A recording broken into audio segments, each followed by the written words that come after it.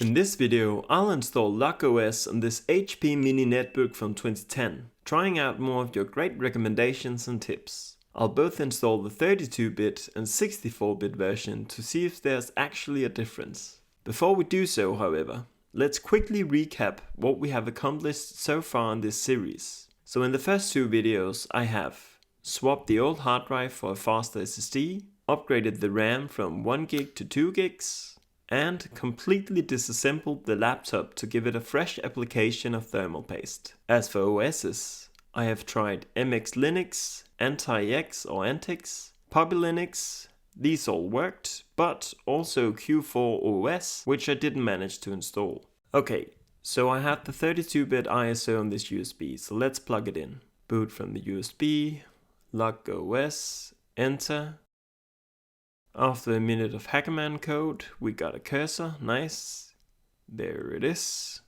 I like the beachy vibe. Audacity, I suppose. Install, yes please. Welcome to the Calamaris installer for Loc-OS. Let's go with British English, I prefer that. Oh, the window is too big. Can I just resize and move? Thank God. Region, Europe, Copenhagen, keyboard, Danish. Let's go with the clean install. Erase disk. What's your name? Foci. Login. Foci. PC name. Foci. Can you guess my password? Oh, we need to move it again. Install. And I'll be back in a second. All done. Nice. Restart. There's the login screen. Have you guessed my password yet? I'll pin the first comment to guess it right. Alright, we're in. So we don't get a welcome screen, Let's explore. Then, desktop preferences, appearance, wallpaper. Okay, there's a few different ones. Linux XP looks fun.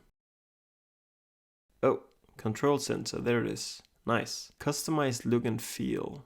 Okay, so there's a few different widget styles. Let's stay with the dark and golden. Icon themes.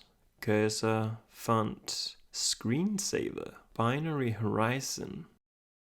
I like this one, it's kind of nostalgic. Backlight brightness, so I just use the arrow keys, but it doesn't seem to work, or am I doing it wrong? Oh, there's themes, nice. Classic, iDesk.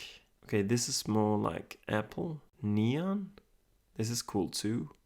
Linux XP. Oh yeah, I like this one. Let's try to open LibreWriter. Yeah, this is just fine. Nice. Let's try LibreWolf, the browser that comes pre-installed. Yeah, we're already maxing out the CPU, but memory is pretty good. Wikipedia, chimpanzee.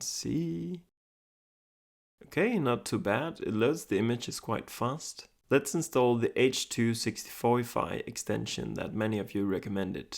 So the H264ify plugin apparently forces YouTube to use the H264 video codec instead of VP9 or AV1, which reduces CPU usage and improves playback performance on older PCs.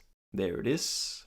Add to Firefox. Okay, it's installed. Let's go to YouTube. Foci. Would you look at that? I finally show up. That's certainly a milestone. I haven't tried gaming yet, so I'm on occasion. The sound works fine, but not the video. So I turned down the quality to 480p. Yep, still 100% CPU usage.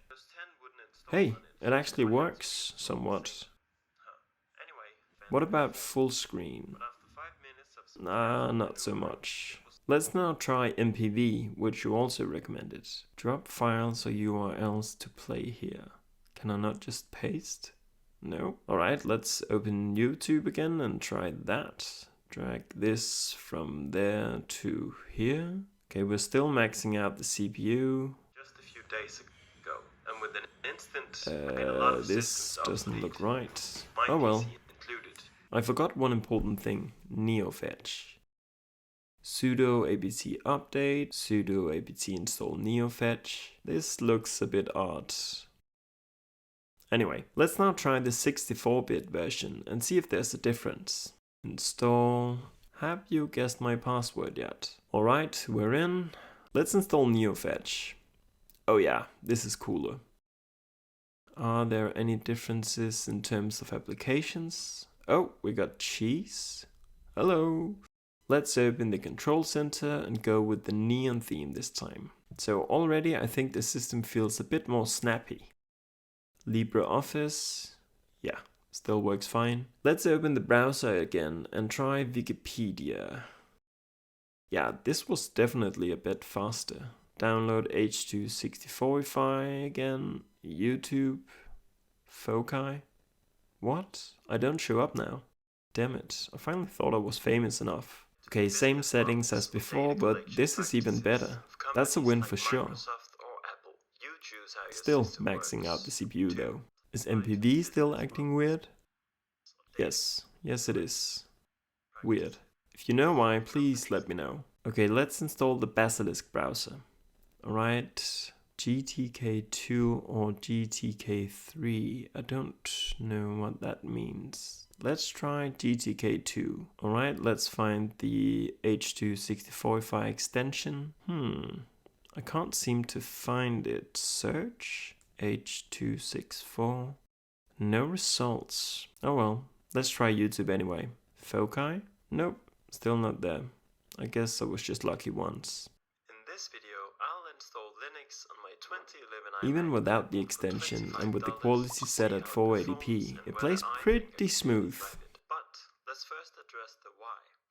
In conclusion, I think Loc-OS has been a good upgrade to the system.